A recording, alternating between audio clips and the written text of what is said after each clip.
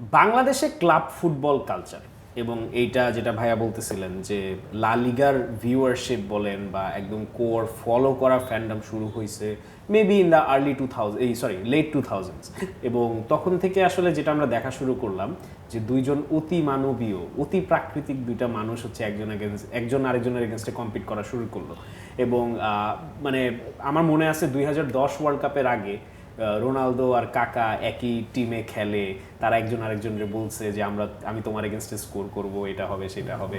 দেন মেসির সাথে তো একটা মানে কম্পিটিশন প্রিমিয়ার লিগে থাকাকালীন অবস্থাতেই শুরু হয়েছে। সো সো সেইখান থেকে নিয়ে শুরু করে আজকে যেটা আমি এই এপিসোডের শুরুতে বললাম যে বাংলাদেশে আমার মনে হয় না, আই থিঙ্ক ইটস গিভেন যে সবচেয়ে বড় ফ্যান বেস দুইটা বার্সেলোনা এবং রিয়াল মাদ্রিদেরই। So being the official representative, how do you feel or মানে কিভাবে এনভিশন করতেছে যে ক্লাব ফুটবল কালচারটা বাংলাদেশে আসলে কত দূর যাবে, অ্যান্ড মোর ইম্পর্টেন্টলি এইটা অ্যাকচুয়ালি বাংলাদেশের ফুটবলের প্রোগ্রেশনে কতটুকু ইম্প্যাক্ট রাখতে পারে?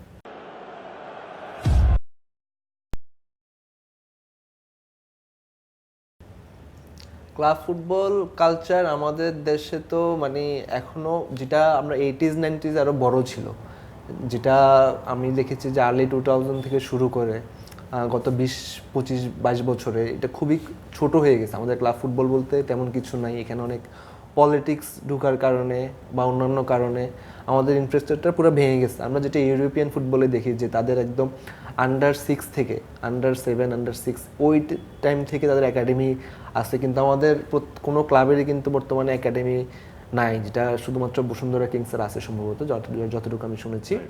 এটা খুবই রিসেন্টলি স্টার্ট। হ্যাঁ, এছাড়া কিন্তু অন্যান্য তো ছোটবেলা থেকে যে খেলা একটা একাডেমির মধ্যে একটা খেলোয়াড়কে বড় করে তোলা, ওইটা কিন্তু আমাদের দেশের মধ্যে এটা ওই কালচারটা এখনো শুরু হয়নি। আমাদের যেটা দেখা যায় এখন ন্যাশনাল টিমের মোস্ট অফ দ্য প্লেয়ার বাইরে থেকে আনার চেষ্টা করা হচ্ছে বা আসছে। হ্যাঁ, যেটা আমার ইন ফিউচার আরও বাড়বে যদি না আমরা আমাদের দেশের স্ট্রাকচারটা ঠিক না করি।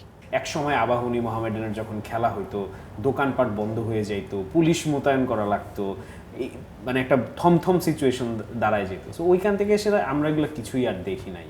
সো মানে how do you feel or what do you think যে বাংলাদেশে কি ক্লাব আসলে কখনো ওই স্ট্যাটাসে আবার ফেরত যাইতে পারবে কিনা? এখন বাংলাদেশে ক্লাব ফুটবলগুলো কিন্তু অনেকটা ক্যাপিটাল সিটির উপর ডিপেন্ডেন্ট, তো ঢাকা কেন্দ্রিক সব। আমরা যখন পিচ্ছি গেলে আবাহনী মোহামেডানের ম্যাচ থাকতো তখন টিভি অন করে বসে থাকতাম বিকালবেলা খেলা বাদ দিয়ে, যে আজকে আবাহনী মোহামেডানের ম্যাচ খেলা দেখতে হবে। তো ওই হাইপটা তখনও ছিল এবং মফস্বল এরিয়াতেও ছিল। এখন যেটা দরকার সেটা হলো এই যে ঢাকা কেন্দ্রিক ফুটবলটাকে এটাকে ছড়িয়ে দেওয়া। কারণ এই যে মফস্বল ফরিদপুর বা সাপোজ আমি ফরিদপুরে বড় হয়েছি, তো ফরিদপুর স্টেডিয়ামে কোনো খেলা থাকলে কিন্তু মাঠ পরিপূর্ণ হয়ে যেত, তখনও আমরা দেখতাম। তো এখনও কিন্তু মফস্বলে খেলা হলে কিন্তু মাঠে দর্শক থাকে। তো আস্তে আস্তে জিনিসটা কি করার দরকার যে বিভাগীয় শহরগুলোতে একটা করে ক্লাব, কারণ ইউরোপিয়ান ক্লাবগুলো কিন্তু এভাবেই উঠে আসছে।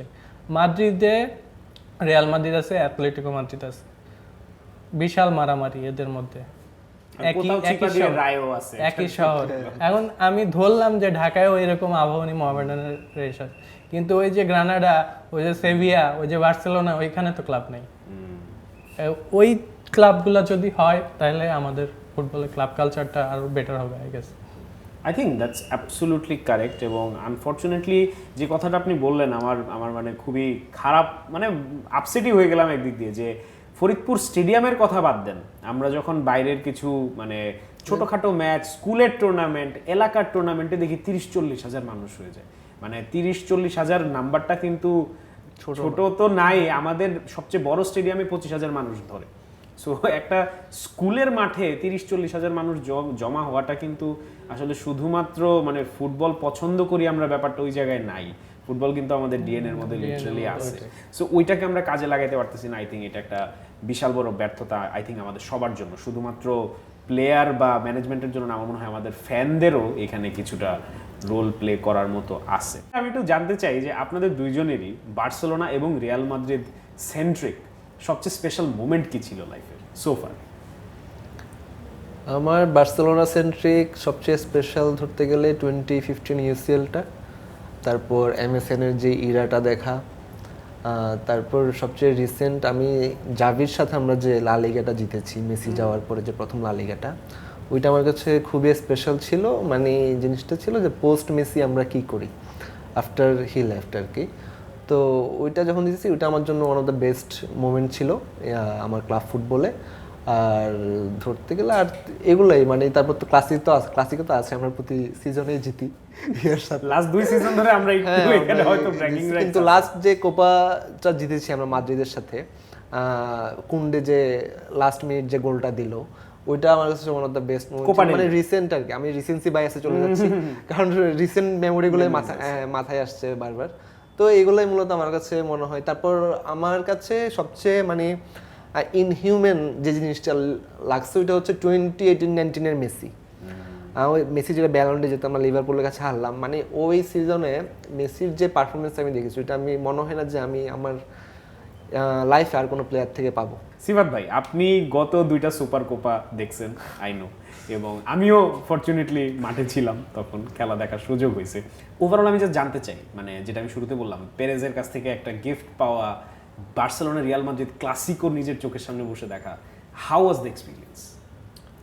যখন 23-24 মনে হয় ফার্স্ট যাওয়া হয়েছে, তো তখন ছিলাম, এটা আমার জীবনের প্রথম আর কি কোনো রিয়াল মাদ্রিদের ম্যাচ লাইভ দেখা। তাও আবার আমাদের সিটিং পজিশনটা বেশ ভালো ছিল, আমরা গোল পোস্টের পিছনে ছিল, মানে আলট্রাসরা যেখানে থাকে।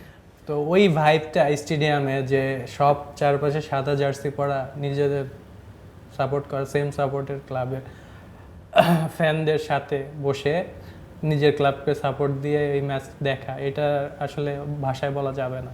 এই গত বছর যে আমি গেলাম, তো এবার আমি আবার পেনি মাদ্রিদে বাংলাদেশে প্রতিনিধিত্ব করে স্টেজে যেয়ে বাংলাদেশের সাপোর্টারদের পক্ষ থেকে প্রেসকে একটা নকশিকাঁথার পিস গিফট করছি।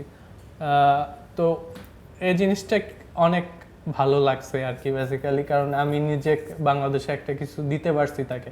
যদিও আমি বাংলাদেশের জার্সি পর্যন্ত ফ্লোরেন্তিনো 1 লেখা জার্সি নিয়ে গেছিলাম, বাট একটা গিফট অ্যালাউ করছে, এই কারণে আমি জার্সিটা দিতে পারিনি আর কি।